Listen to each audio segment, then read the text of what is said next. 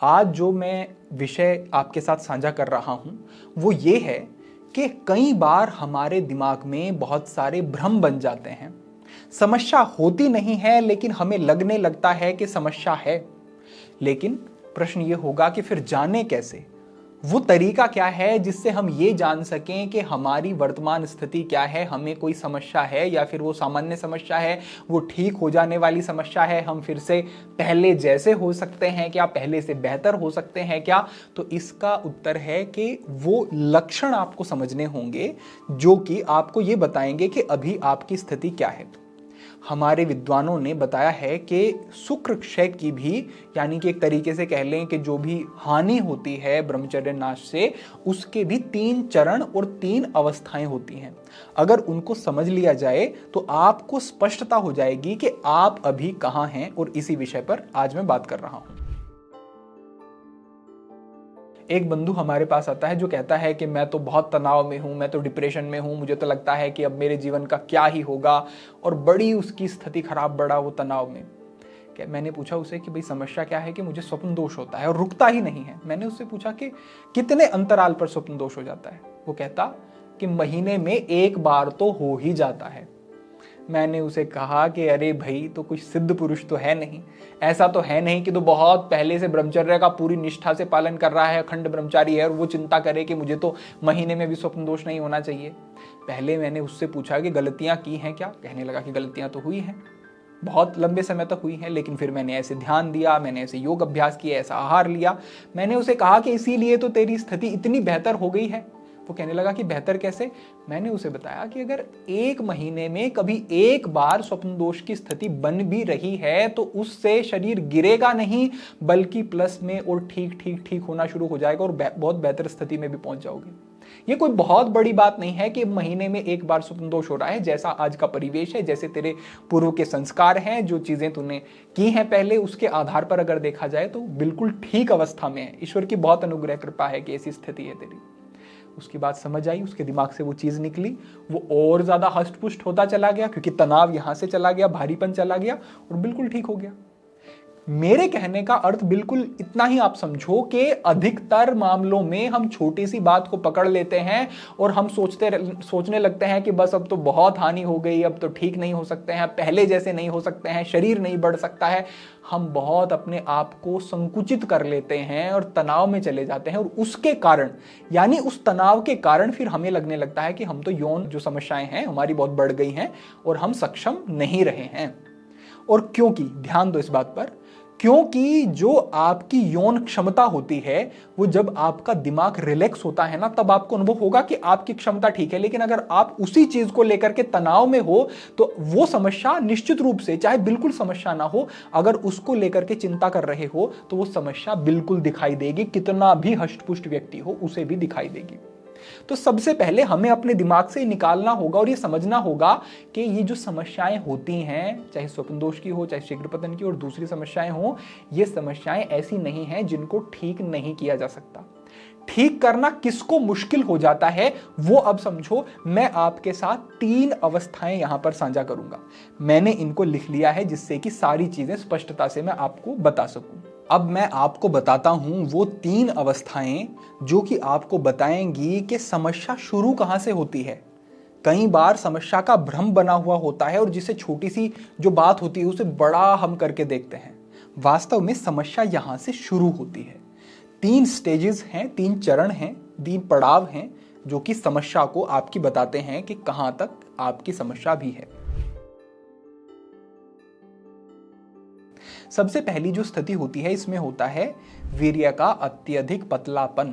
वीर्य बहुत पतला हो जाता है जब बहुत ज्यादा चिंतन व्यक्ति निरंतर काम से संबंधित करता रहता है और गलत तरीके की क्रियाओं में लगा रहता है, तो ऐसा होता है वीर्य का पतलापन। फिर जब वीर्य का पतलापन हो जाता है तो उससे क्या होता है, उससे शीघ्र पतन की समस्या बनती है, उससे धातु रोग की समस्या बनती है। यानी कि उसका मल त्याग करते हुए या फिर लघुशंका करते हुए यूरिन के साथ उसका वीर्य जो है बाहर आता है शरीर से, तो वो क्या स्थिति बनती है, वीर्य के पतलेपन के कारण वो स्थिति बनी। तो ये स्थिति पहले चरण में ही बनती है। तीसरी जो अवस्था होती है, जरा सी बात पे उत्तेजना आ जाना और जरा सी बात पे शरीर से बाहर वीर्य का हो जाना, इस तरीके की स्थिति बनती है। ये शीघ्र पतन ही है, लेकिन ये और ज्यादा शीघ्र पतन की अगली अवस्था है कि बहुत थोड़े से या चिंतन से ही या कुछ ऐसी स्थिति बनने से ही ऐसा हो जाता है। इससे आगे बढ़ते हुए इंद्रिय का संकुचन, इस तरीके की स्थिति भी बताई गई है। जो इसके विशेषज्ञ हैं उन्होंने बताया कि इंद्रिय का संकुचन भी पहली अवस्था में हो सकता है। इससे आगे बढ़ते हुए हर तीसरे दिन यानी कि सप्ताह में लगभग 2 बार स्वप्न दोष की स्थिति बन रही है, तो ये भी समस्या की बात है।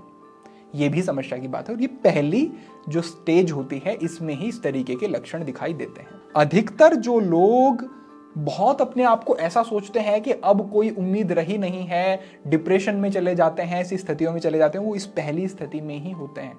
बल्कि अधिकतर तो मैं कहूंगा कि इससे भी पहले ही वो ये सोचने लगते हैं कि बस अब कुछ नहीं हो सकता, जबकि ऐसा नहीं है। ये तो पहली ही स्टेज है और यहां पर बिल्कुल वापसी हो सकती है और इन सारी समस्याओं को ठीक किया जा सकता है। ये अच्छे से अपने दिमाग में बिठाओ।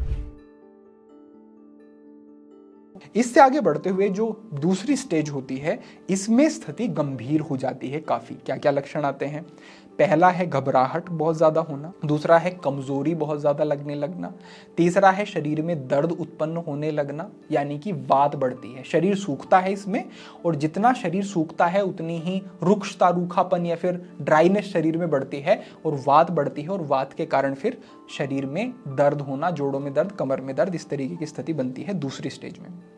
लगातार स्वप्न दोष होना, यानी कि रोज रोज स्वप्न दोष होना, एक दिन छोड़ करके सप्ताह में कई कई बार, इस तरीके की स्थिति बनती है। कई लोग तो हमें ऐसे भी मिलते हैं कि रात्रि को सोए रात्रि को भी हो गया, दिन में सोए थोड़ी बहुत देर तक तो दिन में भी फिर स्वप्न दोष हो गया। इस तरीके की स्थिति ये दूसरी स्टेज में बननी शुरू हो जाती है। उत्तेजना का लोप, यानी कि जननेंद्रिय में उत्तेजना ही नहीं आती है, नपुंसकता की तरफ व्यक्ति दूसरी स्टेज में बढ़ना शुरू हो जाता है। पूर्ण रूपेण नहीं होता, वो तीसरी स्टेज में होता है, लेकिन इसमें भी लगभग नपुंसकता की ओर बढ़ना शुरू हो जाता है। बिना उत्तेजना के स्वप्न दोष, यानी कि जब रात्रि में स्वप्न दोष कभी होता भी है तो उत्तेजना ही नहीं होती है किसी तरीके की, बस यूं ही स्वप्न दोष हो जाता है। ये दूसरी स्टेज में ऐसी स्थिति भी बनती है। मैं पक्का कह सकता हूं कि ज्यादातर लोगों की ये दूसरी स्टेज तक वो नहीं पहुंचते हैं, इससे पहले ही वो बहुत ज्यादा हतोत्साहित, परेशान और निराश हो जाते हैं। जबकि ये जो दूसरी स्टेज है ये गंभीर होती है। पहली स्टेज से तो वापसी पूरी तरह से की जा सकती है, जो हम आपको नियम बताते हैं, योग बताते हैं, आहार बताते हैं, उन सब चीजों से। ठीक है, तो ये दूसरी स्थिति हुई। अब इसकी तीसरी स्टेज जो बहुत एडवांस है, जिसमें बहुत सारी समस्याएं आती हैं, वो क्या है समझो। अत्यधिक दुबलापन, बहुत पतला व्यक्ति हो जाता है। मांसपेशियों का लोप, यानी कि शरीर से मांसपेशियां बिल्कुल चली जाती हैं, बहुत ही शरीर सूख जाता है और बल नहीं रहता है शरीर में। बेहोशी, यानी कि बेहोश होने लगता है। क्रोध बहुत उसे आने लगता है, गुस्सा बहुत आने लगता है, चिड़चिड़ापन, पूरा दिन चिड़चिड़ा रहता है। पागलपन की स्थिति बनती है। ओसीडी की स्थिति बहुत सामान्य देखी है हमने, इस तरीके के लोगों में ओसीडी बहुत सामान्य हो जाती है। सोचने समझने की क्षमता का अभाव, सोच समझ नहीं पाता है, मुझे क्या करना चाहिए, मुझे स्वाध्याय करना चाहिए, परमात्मा का नाम लूं, किसकी बात सुनूं, क्या सही होगा, ये भी नहीं सोच पाता है। अब इसीलिए यहां से वापसी होनी बहुत मुश्किल हो जाती है। उसका बहुत ही एफर्ट अगर लगे तो बात अलग है, नहीं तो यहां से वापसी मुश्किल इसलिए हो जाती है क्योंकि सोचने समझने की क्षमता समाप्त हो जाती है। अप्रासंगिक वार्ता, यानी कि वो बात भी ठीक से नहीं करता है, कुछ बोलो तो वो बीच में बात को काट देगा, अपनी बात करता रहेगा, बहुत बोलता रहेगा, बहुत चिंता में रहेगा। तो इस तरीके की भी स्थिति बनती है। घबराहट और भीड़ को देख करके डर जाना, घबरा जाना, यानी आत्मविश्वास पूरी तरह से खत्म हो जाता है। इस तरीके की स्थितियां तीसरी स्टेज में बनती हैं और ये स्थिति बहुत ज्यादा गंभीर होती है। अधिकतर लोगों की स्टेज क्या है, पहली या फिर पहली से भी बहुत ठीक, और उसी में वो सोचते हैं कि बस अब तो सब कुछ बिगड़ गया है, सब कुछ खत्म हो गया है। ऐसा नहीं है, ये यहां तक बात जाती है और जब यहां तक चली जाती है फिर वाकई बहुत संभलना मुश्किल हो जाता है। लेकिन आपको ये सोच करके लापरवाह नहीं हो जाना है कि हमारी तो स्थिति ठीक है। अगर आप किसी एडिक्शन में हैं, एडिक्ट हो गए हैं किसी चीज के आप, तो वो आपको कहीं तक भी गिरा सकती है और कहीं तक भी ले जा सकती है। इसलिए संभलना तो आज ही है, अभी है, इसी वक्त है, सचेत हो जाना है, जिससे कि किसी भी तरीके से आपकी स्थिति ना बिगड़े। और क्योंकि जब आप यहां तक चले जाता है ना, इतनी स्थिति गिर जाती, तो ना तो आप काम के लिए योग्य रहते हैं, ना अपनी सफलता की तरफ, ना अपने जीवन की गुणवत्ता की तरफ देख पाते हैं, और जीवन पूरी तरह से नष्ट हो जाता है। तो पहले ही संभलना है, ये बात ध्यान में रखो। लेकिन ये भी बात ध्यान में रखो कि जिन चीजों को लेकर के बहुत स्ट्रेस में होते हो, वो चीजें तो बहुत प्राथमिक हैं, वहां से तो बिल्कुल ठीक हो सकते हो, स्थितियां तो इतनी गंभीर भी होती हैं, ये मन में बिठाओ। अब जाते जाते मैं एक संकेत कर देता हूं। विशेष तो प्रेरणा यही थी कि आपको समझ आए और आपके दिमाग से डर निकले। एक संकेत ये कर देता हूं मैं कि क्या आहार लें जिससे कि वीर्य पुष्ट हो। तो आहार बताया गया है, महर्षि चरक ही बताते हैं कि वीर्य का जो गुण होता है, उसी गुण का आहार लेने से वीर्य पुष्ट होता है। वीर्य का गुण होता है चिकनाहट, स्निग्धता। जो स्निग्धता, चिकनाहट वाली चीजें हैं, वो वीर्य को पुष्ट करने वाली होंगी इस सिद्धांत के आधार पर।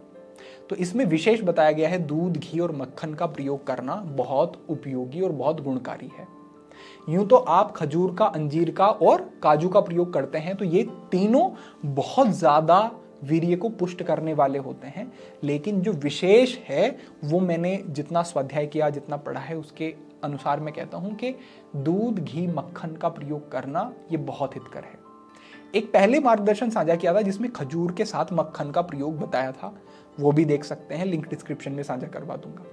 तो ये आहार अगर लोगे तो इससे लाभ आपको मिलेंगे और अच्छे फायदे और बदलाव देखने को मिलेंगे। ऐप पर आप जरूर जुड़ें, क्योंकि वहां पर समय समय पर विशेष मार्गदर्शन आपके साथ हम साझा करते रहते हैं। तो आज के लिए आपके लिए यही प्रेरणा थी, इससे आप लाभ लें, इन चीजों को समझें। सभी के लिए प्रार्थना, सभी के लिए मंगल कामना। आज के लिए इतना ही। ओम नमः शिवाय।